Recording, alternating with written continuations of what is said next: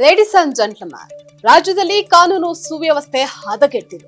ಬಳ್ಳಾರಿಯ ಕಾಂಗ್ರೆಸ್ ಶಾಸಕನೊಬ್ಬರ ಗೂಂಡಾಗಿರಿಯನ್ನ ವಿರೋಧಿಸಿ ಬಿಜೆಪಿ ಪ್ರತಿಭಟನಾ ರ್ಯಾಲಿಗೆ ಮುಂದಾಗಿದೆ. ಆದರೆ ರ್ಯಾಲಿಗೆ ಅನುಮತಿ ನೀಡುವಂತಹ ವಿಚಾರಕ್ಕೆ ಸಂಬಂಧಪಟ್ಟಂತೆ ಪೊಲೀಸರಿಗೆ ಬಿಟ್ಟಂತದ್ದು ಅಂತ ಹೇಳಿ ಗೃಹ ಸಚಿವರು ಈ ಹೇಳಿಕೆಯನ್ನ ನೀಡಿದ್ದಾರೆ. ಈ ವಿಚಾರಕ್ಕೆ ಸಂಬಂಧಪಟ್ಟಂತೆ ನಾವು ವಿಚಾರವನ್ನ ಕಂಪ್ಲೀಟ್ ಆಗಿ ನೋಡ್ತಾ ಹೋಗೋಣ. ವೀಕ್ಷಕರೇ, ನೆಲ ಜಲ ಭಾಷೆಗಾಗಿ ಪ್ರಾಮಾಣಿಕ ಪತ್ರಿಕೋದ್ಯಮ.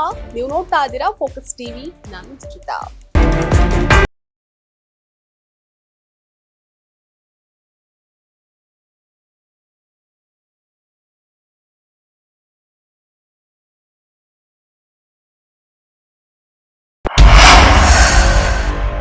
ಬಳ್ಳಾರಿ ಬ್ಯಾನರ್ ಗಲಾಟೆ ರಾಜ್ಯ ರಾಜಕಾರಣದಲ್ಲಿ ತೀವ್ರ ಸಂಚಲನವನ್ನ ಉಂಟು ಮಾಡಿದೆ.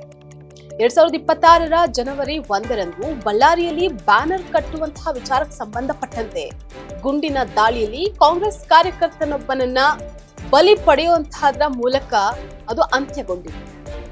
ಈ ವಿಚಾರಕ್ಕೆ ರಾಜ್ಯದಲ್ಲಿ ತೀವ್ರ ಚರ್ಚೆಗೂ ಕೂಡ ಗ್ರಾಸವಾಗಿತ್ತು.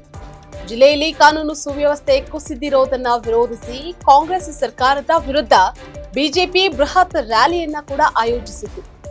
ನಗರದ ಎಪಿಎಂಸಿ ಮೈದಾನದಲ್ಲಿ ಬಿಜೆಪಿ ಶಕ್ತಿ ಪ್ರದರ್ಶನ ನಡೆಯಿತು. ರ್ಯಾಲಿಯಲ್ಲಿ ಸುಮಾರು 40,000 ಜನರು ಪಾಲ್ಗೊಂಡಿದ್ರು.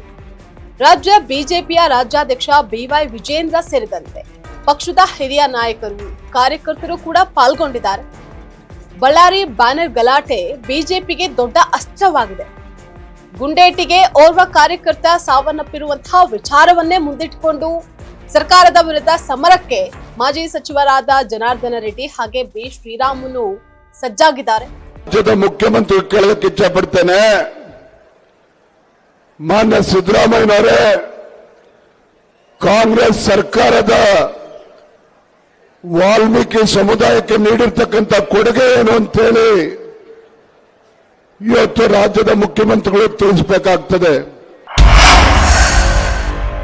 ಕಾಂಗ್ರೆಸ್ ಶಾಸಕ ತನ್ನ ಗೂಂಡಾಗಿರಿಯಿಂದ ಬಳ್ಳಾರಿಯಲ್ಲಿ ಭಯದ ವಾತಾವರಣ ಸೃಷ್ಟಿ ಮಾಡಿದ್ದಾರೆ.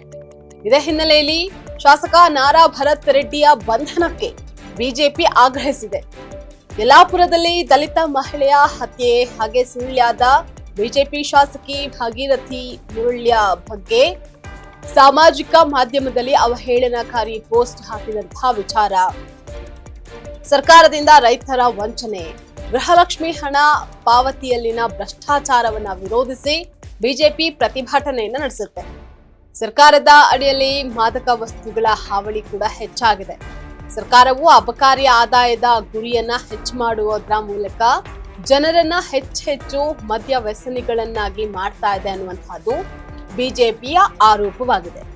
ಇಂತಹ ಸಮಾಜ ವಿರೋಧಿ ಚಟುವಟಿಕೆಗಳಿಗೆ ಸರ್ಕಾರದಲ್ಲಿ ಹೆಚ್ಚಿನ ಪ್ರೋತ್ಸಾಹ ಸಿಗ್ತಾ ಇದೆ ಅನ್ನೋದು ಬಿಜೆಪಿಯ ಆರೋಪ ಆಗಿದೆ.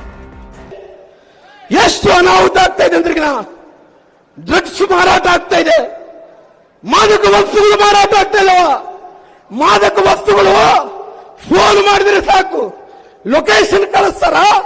1 ಕೆಜಿ ಬೇಕಾ, 2 ಕೆಜಿ ಬೇಕಾ, 3 ಕೆಜಿ ಬೇಕಾ ಅಂತೇಳಿ ಇವತ್ತು ಮಾದಕ ವಸ್ತುಗಳು ಬೀದಿಯಲ್ಲಿ ಇಟ್ಕೊಂಡು ಪಾನ್ ಶಾಪ್ಗಳಲ್ಲಿ ಮಾರಾಟ ಮಾಡ್ತಾ ಇದಾರ.